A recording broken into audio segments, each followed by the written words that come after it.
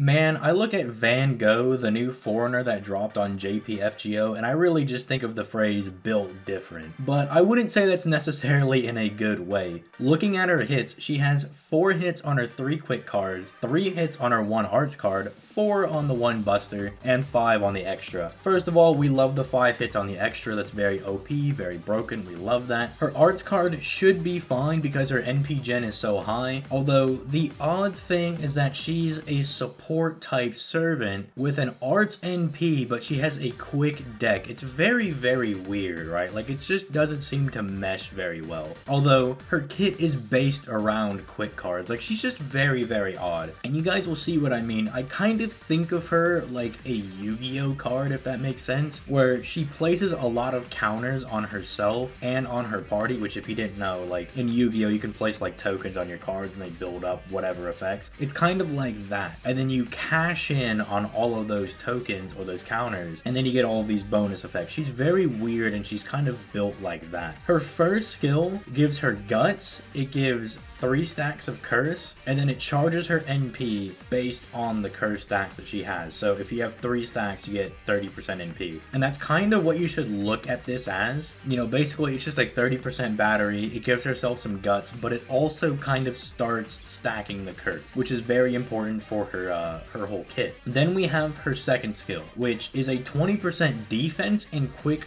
resistance debuff on her opponent, which is very good. This is very good as like a quick support skill because you're double buffing on demerits right now. So not only are you going to do more damage because you're reducing defense, but you're reducing their resistance to quick cards as well. You also give everybody party evasion for 1 attack for 3 turns, and then you recover the party's HP, which kind of counteracts the fact that you give everybody 1 curse stack. So it's supposed to kind of counteract the damage you get from that. Now, already you can kind of see like, okay, you could maybe make some strategy with like a Van Gogh, your quick attacker, and then another Scotty, because not only are you going to be getting a ton of defense down, but you're also going to be reducing quick resistance. You know, now Scotty has a 1-hit evasion on her NP. Now you have a 1-hit evasion on a skill, so you can kind of dodge attacks where needed. You know, you're getting a little bit of HP recovery, but then finally her third skill, you're getting a lot of offense power.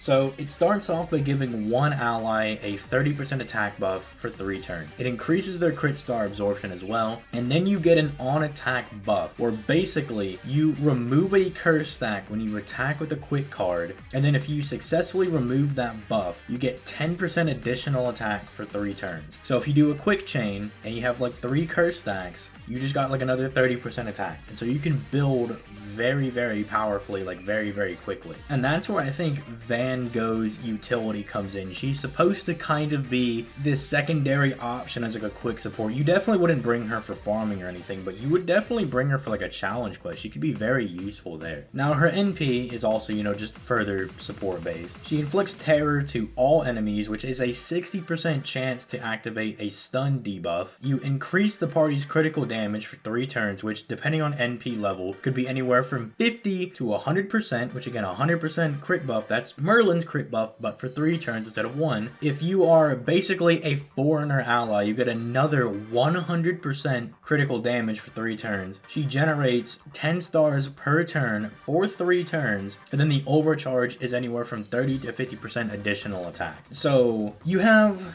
the option of using Scotty and, you know, quickly farming through a stage. You could use a Scotty and a Van Gogh, where Van Gogh is going to massively increase the damage you could possibly deal. I don't think the genning crit stars is all that relevant because you're going to be on a quick team, but hey, I don't know, maybe you just don't gen enough stars. Maybe it's like against a single opponent and you're using someone like, I don't know why you'd be using like Lancelot or Atalanta, like an AoE quick person against a single target, because then they're not going to gen a whole lot of stars or NP. But say you're doing that, I guess Van Gogh can kind of make up for that. She's definitely very offense oriented quick support, and she's not necessarily bad per se, but you're just probably better off doing the double Scotty thing anyway. We've been doing that for years at this point, and it works. Like, it's still not bad. Even with Castoria in the game, it still works if you have the proper servants. And so you've done all this leveling and preparing to make sure you have all these proper setups for, you know, challenge quest or farming. And then now they're like, hey, do you want to use Van Gogh to have like more power? You're like, no, I pretty much kill everything in 3 turns anyway. Like, it doesn't really matter for me. So if you really like this insane, crazy girl, like, because Van Gogh is absolutely off of her rocker, just look at her ascensions, man. If that's something that you're into, go ahead and summon for her. But I just don't see any like real justification to summon for Van Gogh. Like, I don't really see any reason to be like, yeah, I need to summon Van Gogh. I'm sure that there's some big meme strat that you could do with her, but I'm just not really seeing the point in doing it when we already have like a good tried and true system. She's not like shaking up or breaking up any new ground, right? Which I guess gets into a larger discussion of like, FGO really can't put out support units because it's like Scotty, Merlin, and Castoria are so good already that it's really hard to encroach on their spot. Like, Waver and Reigns are kind of in that like sub support tier because they're just a fat 50% battery, but you're always going to bring like double Scotty over like a double Waver, or you're going to bring in like double Castoria if you can. You know, even their jobs are kind of threatened. So it's like, it's kind of hard for them to put out, you know, new supports. I mean, look at Osaka Behime. She didn't really make any new waves there, buddy. She didn't do very well. And that's for a reason, because the supports that are already there are way too strong and she wasn't built up to snuff. So maybe if Van Gogh was giving like the entire party like 30% MP, maybe she could compete. Like, maybe you could try to run both of her instead of a double Scotty. But yeah, it's just really unfortunate that